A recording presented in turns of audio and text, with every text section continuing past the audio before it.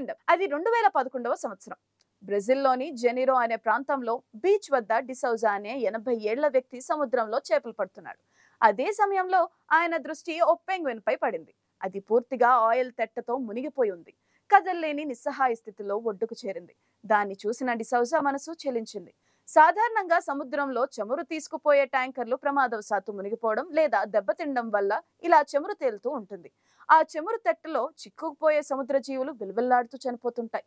అలాగే ఓ పెంగ్విన్ కూడా చిక్కుకుపోయి ఎలాగోలా తీరానికి చేరి డిసౌజా కంట పడింది.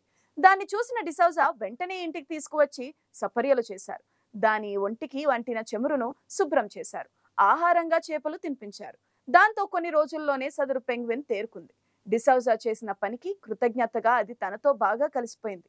దానికి డిమ్ డిమ్ అని పేరు పెట్టుకున్నారు డిసౌజా. అయితే దాని ఆరోగ్యం మెరుగవగానే మళ్లీ దాన్ని సముద్రంలోకి వదిలారు డిసౌజా. అలా 11 నెలల అతనితోనే ఉన్న డిమ్ డిమ్ తరువాత విడిచిపెట్టి వెళ్ళిపోయింది. డిసౌజాను వదిలి వెళ్లిన కొంతకాలానికి అదే సముద్రం ఒడ్డున గుర్తించుకుని మళ్లీ వచ్చి చేరింది. డిసౌజా కోసం ఎదురు చూసింది. గురూజీ రామ్ నారాయణ్ జీ ప్రపంచ ప్రఖ్యాత జ్యోతిష్యులు ఇప్పుడు మన హైదరాబాద్ లో ఎటువంటి సమస్యలకైనా తక్షణ పరిష్కారం చేయబడును. సంప్రదించండి 96651137 9000004357.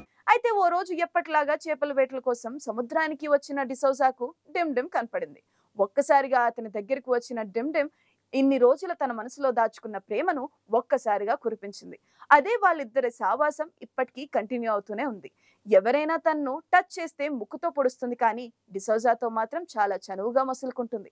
వారిద్దరి మధ్య అలా కుదిరిన స్నేహం చాలా కాలం పాటు కొనసాగింది. తాజాగా ఏం జరుగుతుందో అన్నది తెలియాల్సి ఉంది. ఎందుకంటే ఆ పక్షి చేరుకునే ప్రాంతం నుంచి ఇప్పుడు వివరాలు అందడం లేదు. గత 11 సంవత్సరాలుగా డిసౌజాను ఆ పెంగ్విన్ వీడలేదు. సంవత్సరంలో 8 నెలలు ఆయన వద్దే ఉంటుంది. మిగిలిన 4 నెలలు మాత్రం సంతానోత్పత్తి కోసం తన స్వస్థలానికి వెళ్తుంది. ఆ తర్వాత తన ప్రాణం కాపాడిన వ్యక్తి కోసం 5000 కిలోమీటర్లు స్విమ్ చేసి బ్రెజిల్ కు వచ్చే చేరుతుంది. ఈ పెంగ్విన్ కథ విని ఆశ్చర్యపోని వారు లేరు. ఒకసారి కాపాడినందుకు తన యజమానికి విశ్వాసంగా ఉంటుంది. ఎంత సాయం చేసినా మనుషులు కూడా చూపించిన విశ్వాసం ఈ చిన్న ప్రాణి చేసి చూపిస్తుంది. బ్రెజిల్లో ఇలా వన్యప్రాణులను పెంచుకోవడంపై నిషేధం ఉంది. కానీ ఈ అపూర్వ స్నేహం కథ విన్న అధికారులు తనపై ఏ చర్యలు తీసుకోలేదు. మరో చోట ఇలాగే జపాన్లోని తీర ప్రాంతంలోనూ ఓ పెంగ్విన్ తన పిల్లలతో సహా వచ్చి ఇంటి తలుపు తట్టింది. దాన్ని చూసిన ఆ కుటుంబ యజమాని అయిన మహిళ దాన్ని పెంచుకోవడం మొదలుపెట్టింది. అది చాలా సంవత్సరాల పాటు అది వారి ఇంట్లోనే పెరిగింది. పిల్లలను వెన్నుకు కట్టిన సంచిలో ఉంచుకుని మార్కెట్కు కూడా వెళ్తుంది. అక్కడ ఓ చేపల షాపుకు వెళ్లి షాపు యజమాని ఇచ్చిన చేపను తినేసి మళ్ళీ ఇంటికి వస్తుంది. ఇది చూసి ఆ ప్రాంత జనం దాన్ని ఓ మనిషిలాగానే చూసేవారు. ఓ చిన్న పక్షి ఇలా మనుషులతో కలిసిపోవడం అన్నది ప్రకృతిలో ఓ విచిత్రం అని అంటారు పరిశోధకులు. సాధారణంగా పెంగ్విన్ మెదడు చాలా చిన్నది. అందులో ఇలాంటి బంధాలు అనుబంధాలకు సంబంధించిన విభాగం ఉండటం వల్లే ఇలా జరుగుతుందని అంటున్నారు. కోడి, రామ్చిలక, గరుడ పక్షి మరికొన్ని పక్షుల మెదడులోనూ ఇలా ఇది కనిపిస్తూ ఉంటుందని అంటున్నారు. అచ్చం హాస్య నటుడు చార్లీ చాప్లిన్ నడకను గుర్తు చేసే పెంగ్విన్ నడక గమ్మత్తుగా ఉంటుంది. ఏదైనా మ్యూజిక్ పెడితే చాలా చక్కగా సింక్ అయిపోతూ నవ్వు పుట్టిస్తుంది. దాని కదలికలు, ముఖ కవలికలు సైతం చార్లీ చాప్లిన్ అనుకరించారని తరువాత తేలింది. మంచు కురిసే ప్రాంతంలోనూ ధీటుగా తట్టుకుని జీవించే ఈ ఎగరలేని పక్షి జాతి గురించి చాలా మందికి తెలియదు. ఒకసారి ఎడిన్బరోలోని ఓ కింగ్ పెంగ్విన్ గౌరవార్థం నార్వేకు చెందిన 50 మంది గార్డ్లతో వందన సమర్పణ జరిగింది. దాన్ని వారు రాయల్ నార్వేజియన్ గార్డ్స్ లో బ్రిగేడియర్ గా నియామకం జరిపి సెల్యూట్ కూడా చేశారు. ఇది ఎడిన్బరోలోని జూలో నివసిస్తుంది. ఓ ప్రత్యేక సందర్భంలో పెంగ్విన్ పక్షికి ఆ సత్కారం లభించింది. బ్రిగేడియర్ అన్న ర్యాంకును దాని రెక్కకు తొడిగారు. అయితే అది కాస్త కన్ఫ్యూజన్ లో అక్కడి నుంచి హుందాగా కదిలి వెళ్లడం నవ్వు ఆపుకోలేకపోయారు. ఈ కింగ్ పెంగ్విన్ కు లభించిన సత్కారానికి కారణం అది జూలో చాలా హుందాగా ఉండటమేనని జూ అధికారులు చెప్తున్నారు. పెంగ్విన్లు తమ జీవిత కాలంలో సగం నేల మీద, సగం నీటి మీద గడిపిస్తాయి.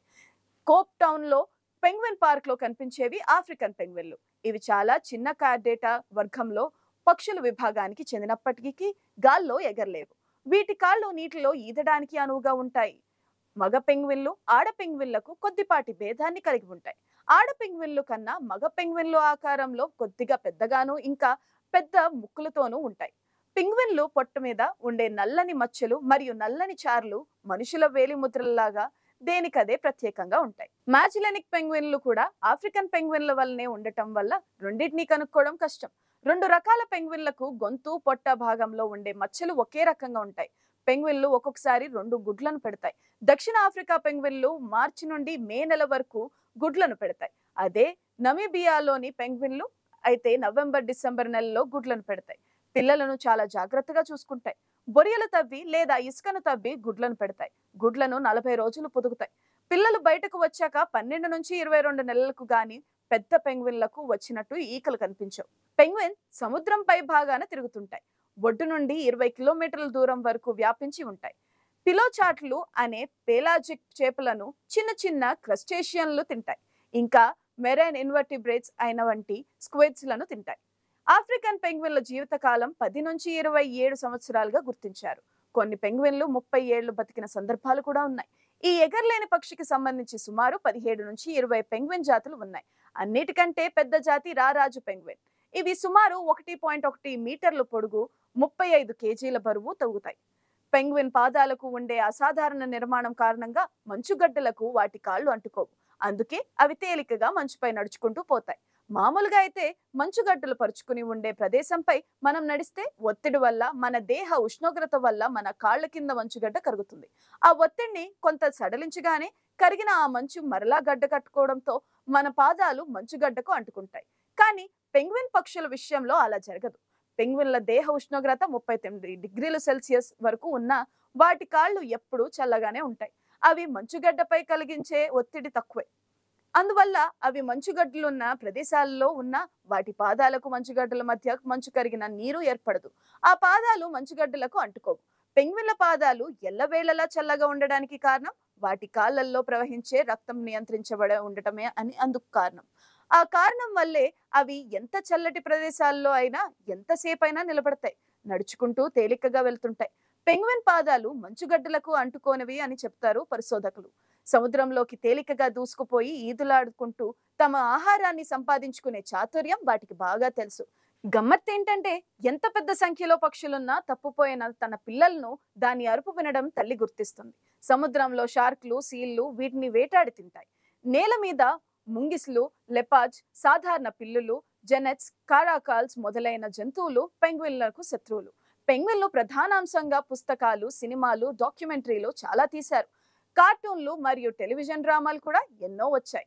చూసారుగా, ఇది ఇవాల్టి ఇన్డెప్త్. మరిన్ని అంశాలతో మరో ఇన్డెప్త్ లో మళ్ళీ కలుసుకుందాం. Thank you for watching. చూస్తూనే ఉండండి ఐ న్యూస్. మీతోనే మీ వెంటే.